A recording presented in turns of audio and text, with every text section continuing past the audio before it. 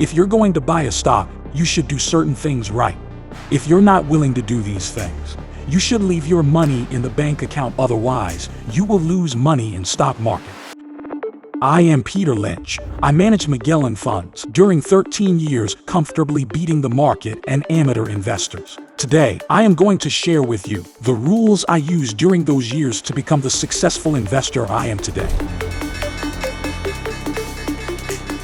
When I wrote my books, I wanted to explain to people their great advantages, their edges, and why they should get involved in stocks. And they should do it on the right basis. In 1960, people had 40% of their financial assets in stocks and mutual funds, including their homes.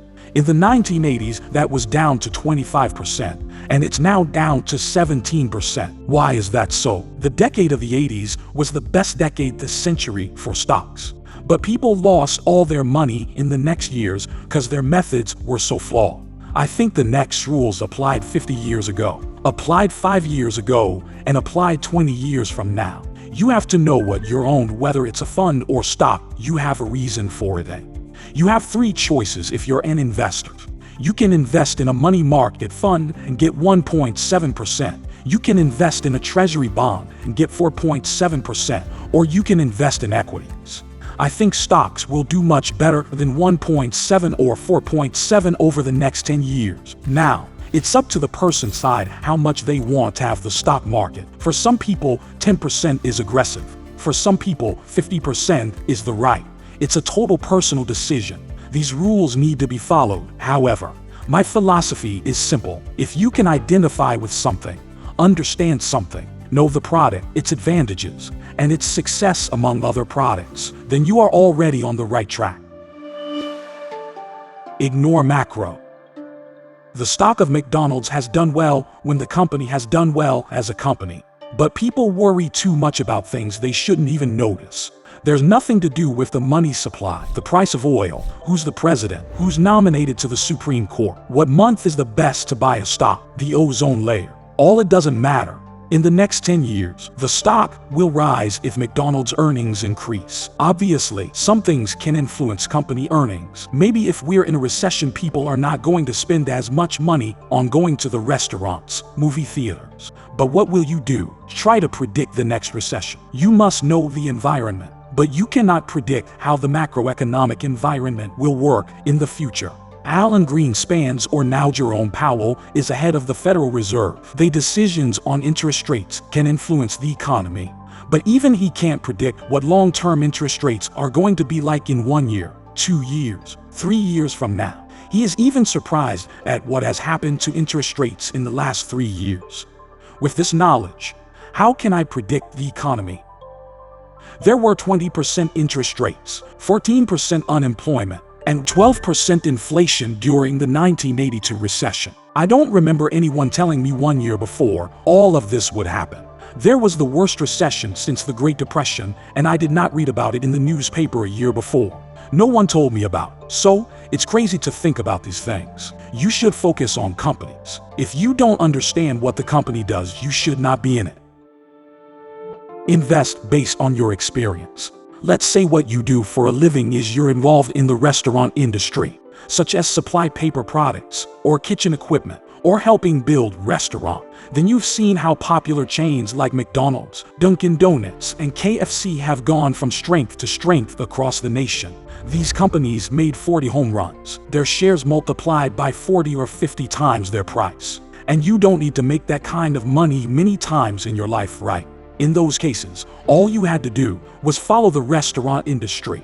It seems like people start investing in all kinds of industries, energy, pharma, semiconductors, but they know nothing about them. Why don't they just stick to industries they understand? People working in the restaurant industry are buying biotechnology stocks. People in the chemical industry are buying oil stocks. It's absurd.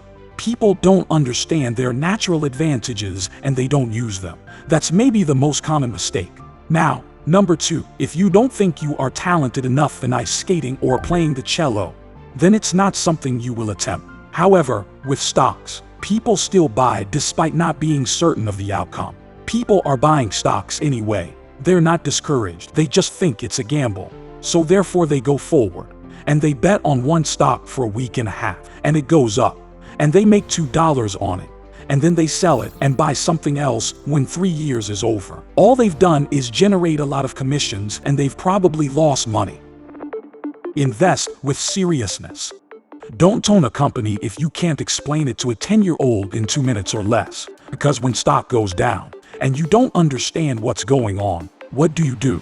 Many people are very careful when they buy dishwasher. They do some research, compare different brands. But on the other hand, they'll put $10,000 in some stock they hear on the bus coming back home. A stock is not a lottery ticket. I mean, when you own a stock, it's a share of a company.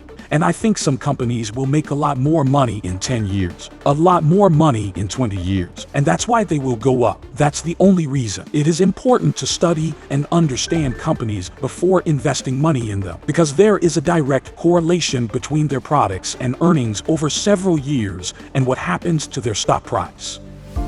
Avoid others' mistakes.